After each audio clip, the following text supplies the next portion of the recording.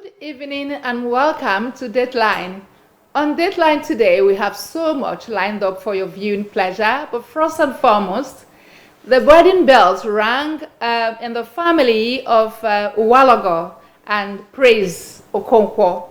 One of our own here is Deborah Uwalogo. She wedded last week. We'll be telling you much more about that, but first of all, let's give you the new segment of Dateline. I am Princess Modi. Welcome. President Bola Tinubu has arrived Lagos ahead the Eid al-Fitr to be celebrated on Tuesday 9 and Wednesday 10 April this week. A statement issued by the special advisor to the president on media and publicity, Mr. Ajuri Ngelale, said that in deference to the solemn occasion to mark the end of Ramadan, the president will observe the moment in prayers for Nigeria and with family. Believers have been admonished to appreciate God Almighty for His divine mercy, even in the face of difficulties, worries, and challenges of life. Reverend Father Jude Iwe-Diona of the St. Patrick's Catholic Church, West End, Asaba, gave the admonition in his homily at today's Mass. Henry Unogwa reports.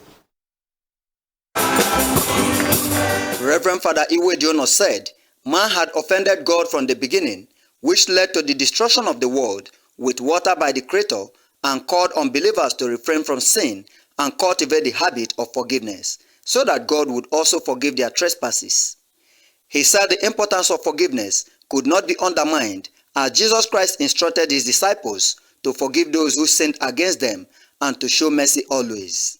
The cleric emphasized the need for all to appreciate God's love for mankind, saying that God did not derive joy seeing His creatures perish, citing the people of Nineveh who repented of their sins and were forgiven. It is important that we understand that God loves us, please. Let us continue to be in our best. God is aware.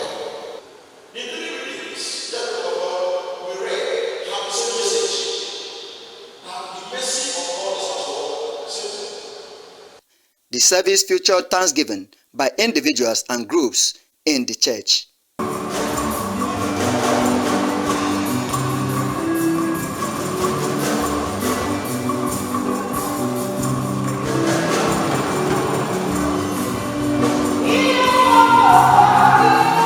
Henry Onogwa reporting.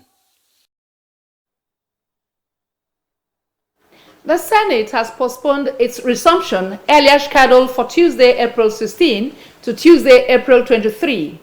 The postponement is contained in a message to senators signed by the clerk to the Senate, Chinedu Akubeze. Senators and House of Representatives members are currently observing Easter and Salah break.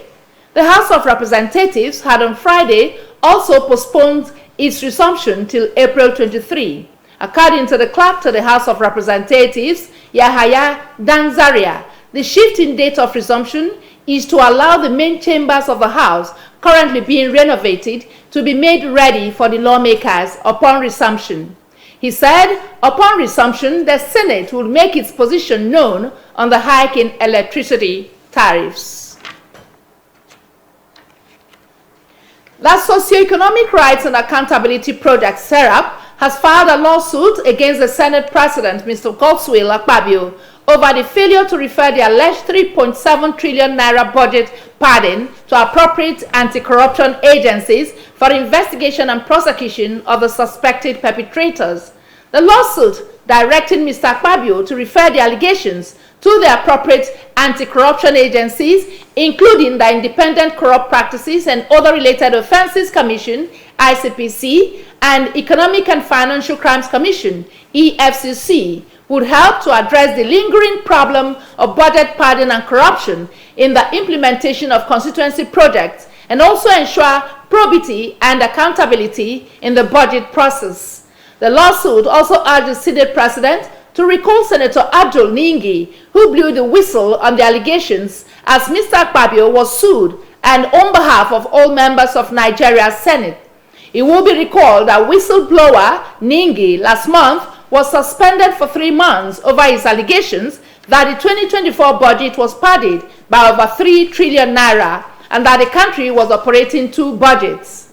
SERAP also stressed the need for an order to direct and compel Mr. Akpabio to put in place transparency and accountability mechanisms that would ensure that the trillions of naira budgeted for constituency projects were not embezzled, misappropriated, or diverted into private pockets. In the suit, Serap argued that granting the application would serve the public interest, encourage whistleblowers to speak up, improve public services, and ensure transparency and accountability in the management of public resources.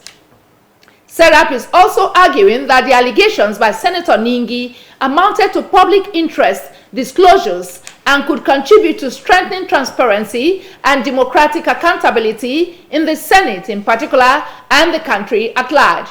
According to Serap, the suspension of Senator Ningi by the Senate followed a seriously flawed process that amounted to retaliation, and his status as a whistleblower was not being diminished and penalized for making a public interest disclosure. Senator Ningi reportedly said that they had a budget of 28 trillion naira, but after thorough checks, it was discovered that it was a budget of 25 trillion naira, adding that it was worrisome how and where the additional 3 trillion naira surfaced.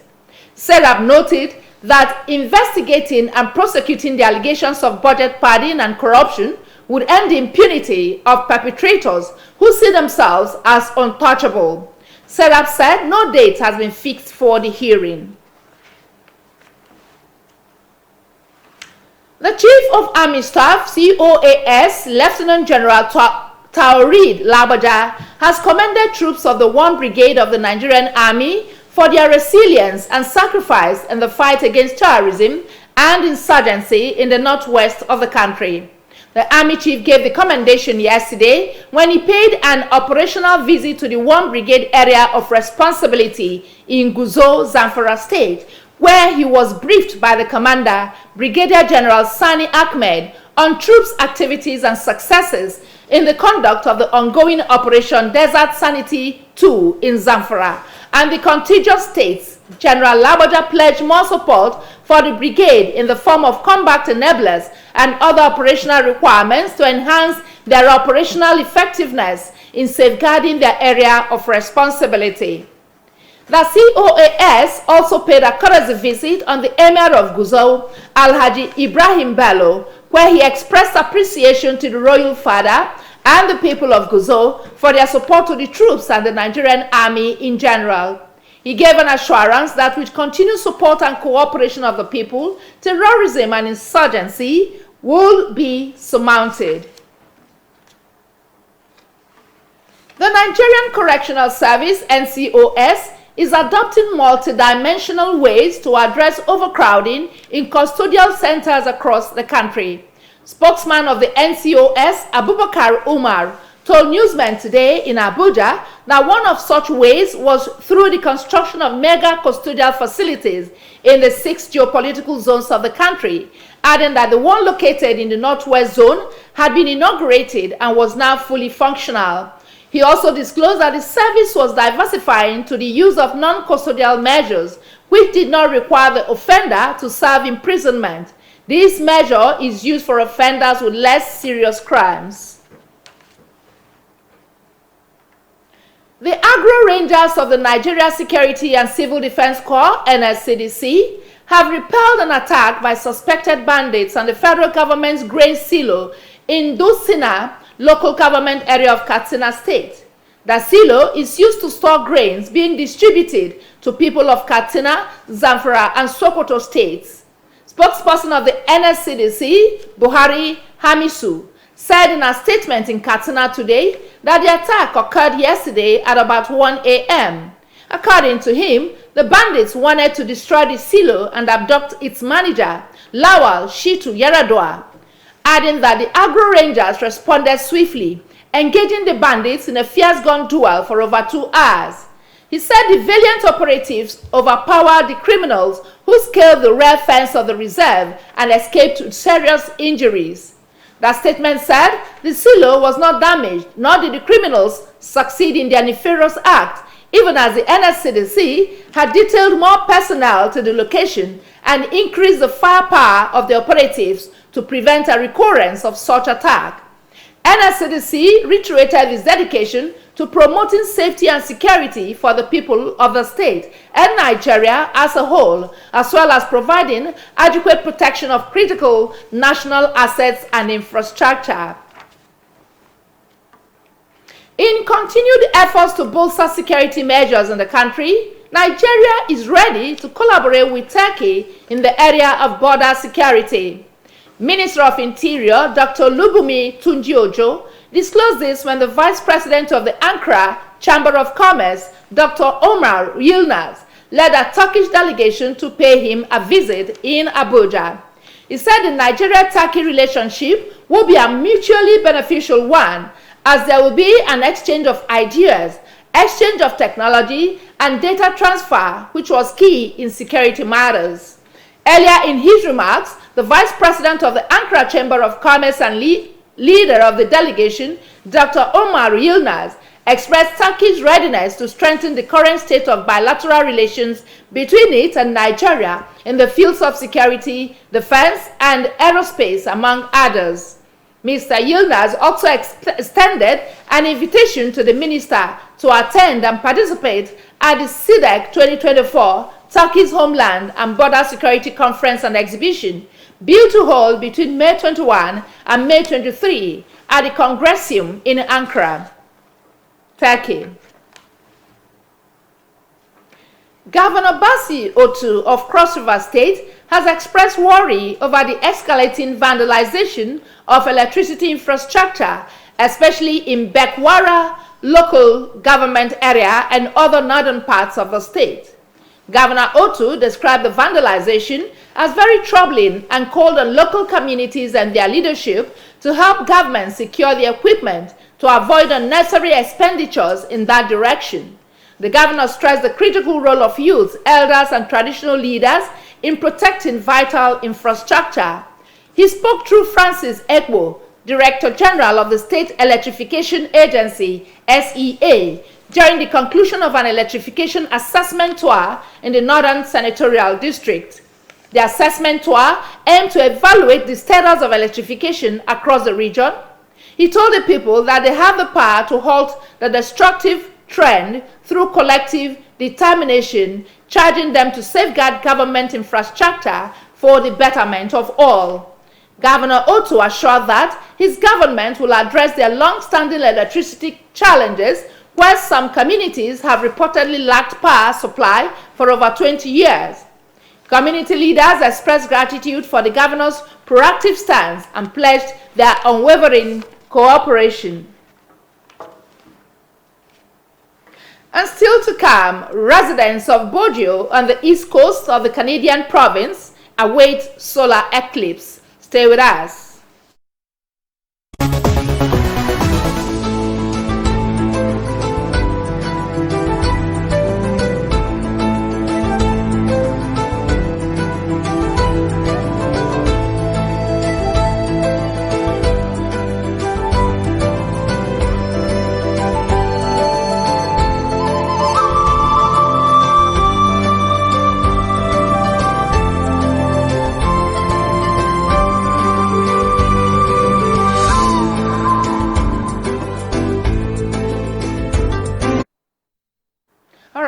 Welcome back. The global scene is next as we join our world news desk.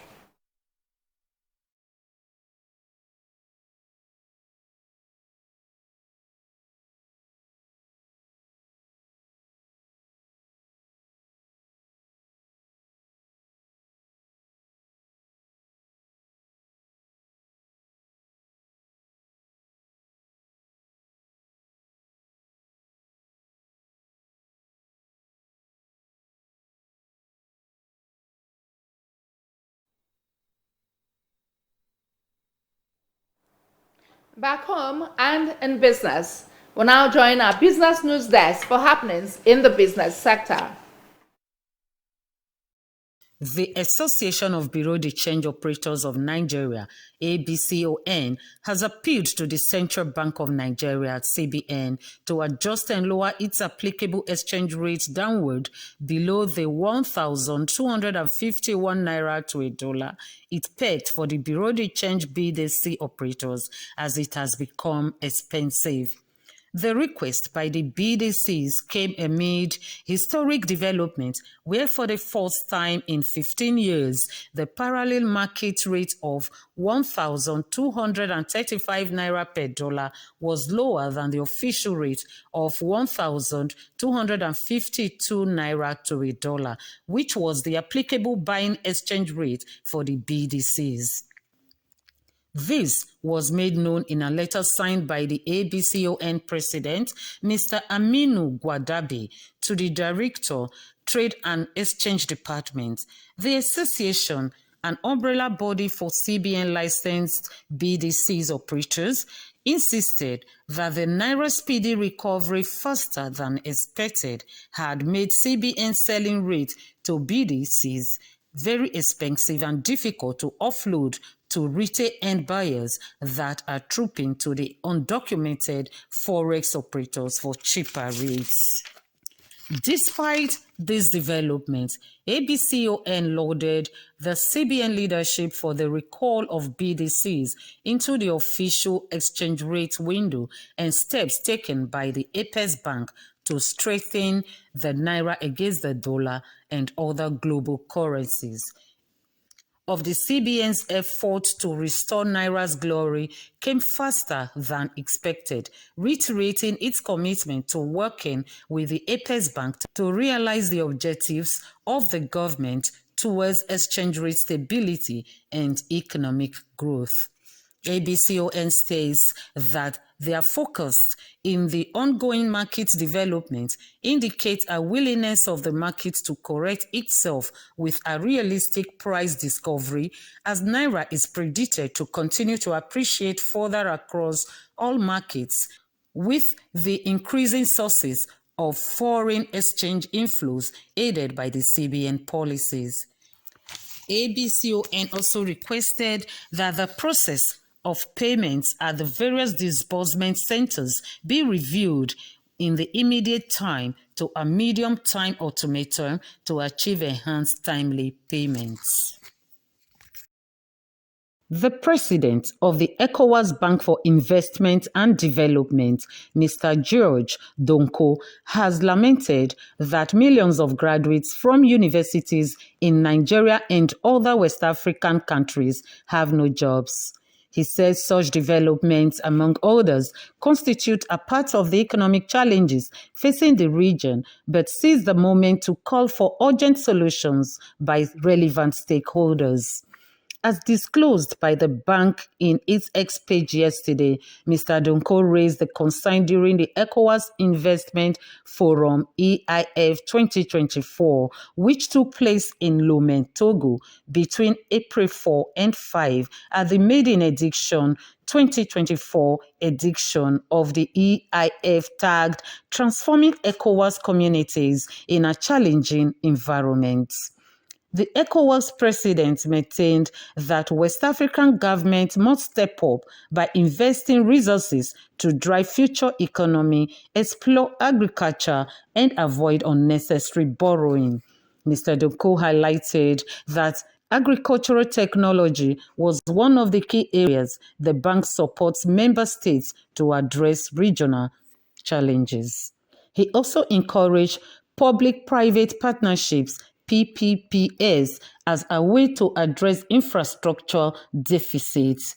The ECOWAS Investment Forum is a maiden event by the bank aimed at bringing development partners and stakeholders to brainstorm on investment opportunities across key sectors of the economy. Away from business now to entertainment news. We'll now join our entertainment news desk for the latest news on entertainment. The popular content curator Pelumi Nubi has completed a solo road trip from London to Lagos. Nubi was received at the Nigerian-Benin Republic border on behalf of Lagos State Government by Commissioner of Tourism, Arts and Culture, Mrs. Toke Benson Awoyinka, and their Special Advisor, Tourism, Arts and Culture, Mr. Idris Aregbe. Nubi embarked on her journey on January 31, facing various obstacles along the way. During her solo road trip, Pelumi Nubi faced a daunting challenge in March when she survived the crash. Video footage showed severe damage to her vehicle's fronts and a shattered windshield. Nubi started from England, crossed into France, Spain, and headed to Morocco, then through the West Sahara Desert, Mauritania, Senegal, the Gambia, Guinea, Sierra Leone, Liberia, Mali, Burkina Faso, Cote d'Ivoire, Ghana, Togo, Benin, finally reaching Lagos. Nubi's passion for travel is not new. In 2022, she made the headlines for having visited 77 countries by the age of 27. With her latest adventure, she has further expanded her global footprint. The Nollywood actor Nwangu Udochukwu Victor, popularly known as Nkubi, and his wife Vivian have welcomed their first child together. The comic star announced the good news via his Instagram page on Saturday. He shared a video showing his wife's baby bump on display, with him painting a kiss on her belly. He, however, did not disclose the gender of his child. Fans and colleagues thronged to the comment section to congratulate the couple. In sports, the Nigeria National League has banished Rovers FC from their home ground in Calabar to the Eket Stadium in Akwa Ibom State. This follows the poor security arrangements in Rovers' home ground against United, where the goalkeeper of United was attacked by a fan of Rovers FC. The club was also asked to pay a fine of 1 million naira and told to either produce the attacker or show evidence that they were prosecuting him. On the other side, Ekiti United were fined 100,000 naira for abandoning the match. The clubs were asked to complete the match at Eket Stadium. Meanwhile, City FC of Enugu were fined 1 million naira for failure to provide hard or soft copy of their club license in their away game to Stormers FC City, reportedly saying they forgot to carry along the license. And still in sports, Bayana of South Africa will lock horns for the second leg on Tuesday at Loftus Versfeld in Pretoria, where coach Desire Ellis will be hoping to overturn the deficit. The South Africa coach believes they are still in the game and turn things around in the second leg on Tuesday. Nigeria Super Falcons beat Bayana of South Africa 1-0 in their first leg of the final qualifiers for the Paris 2024 Olympic Games. The return leg comes up on Tuesday in Pretoria. We'll go on a short break right now. When we return, Dateline comes on. You don't want to miss out on our beautiful Dateline stories you have lined up for your viewing pleasure. So stay, we are coming back.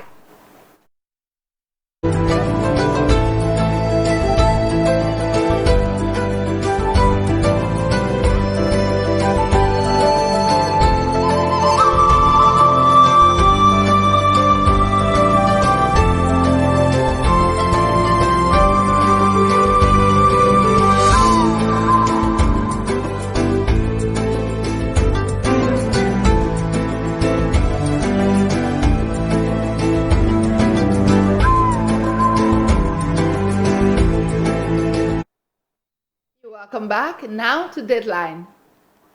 Couples have been reminded of the need to always put Christ at the center of all their affairs for peace and harmony in the home. Reverend Onajite Enunwaye stated this at solemnization of holy matrimony between Deborah Uwalogo and Praise Okonkwo at the Divine Way Baptist Church, Asaba. Bridget Agetu reports.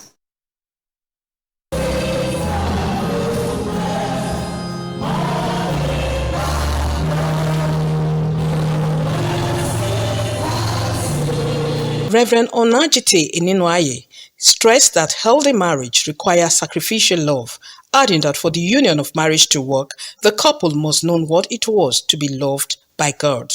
The cleric urged the couple to always pray and put God first in all they do. A Christian couple using your cultural inclination or cultural background to affect or to injecting all of those things that are against the will of God into your home. That's not the mind of God for you.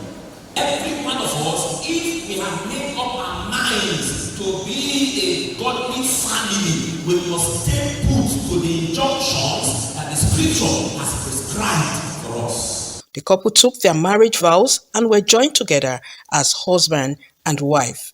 They later signed the marriage register, after which they danced to the altar in thanksgiving to God.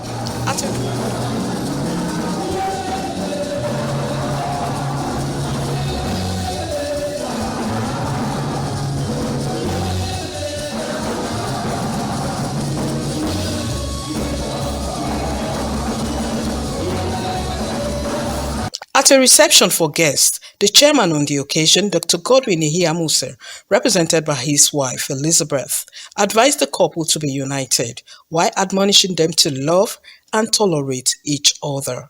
He urged them to live a spirit-filled life of happiness in God.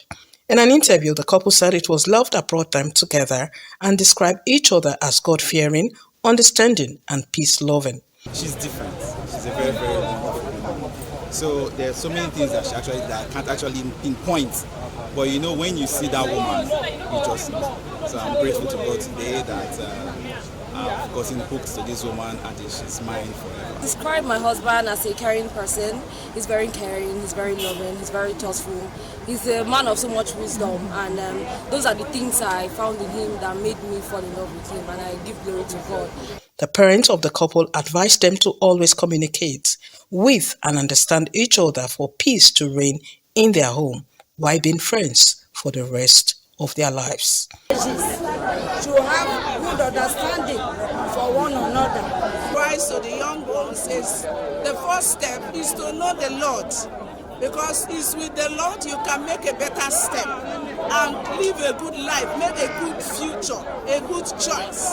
And when you have chosen, bring out your heart and work as a team. With love, every other thing follows. So that in marriage, there is no professor, everybody is a learner. All you need to do is to surrender everything to God, who is the owner of life and who is in charge of marriage. And with that, you will... The couple later cut their wedding cake and took to the dance floor. Thank you very much, sir. Thank you very much, sir. Also, one wonderful staff of the Doctor Professor Service.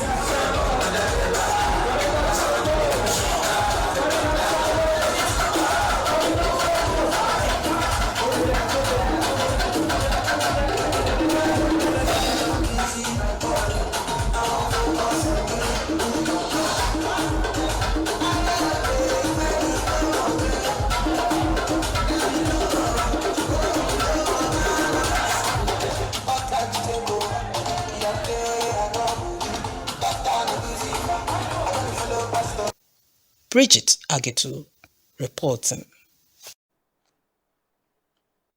And we wish the newest couple in town, Mr. and Mrs. Okonkwo, a very blissful married life. Congratulations to you guys. And now to our thought for the day. When injustice becomes law, resistance becomes a duty, and the cost of one's freedom is a difficult price. And on that note, we conclude the news segment of Dateline. My name is Princess Modi. Do have yourselves a blissful night rest. Good evening.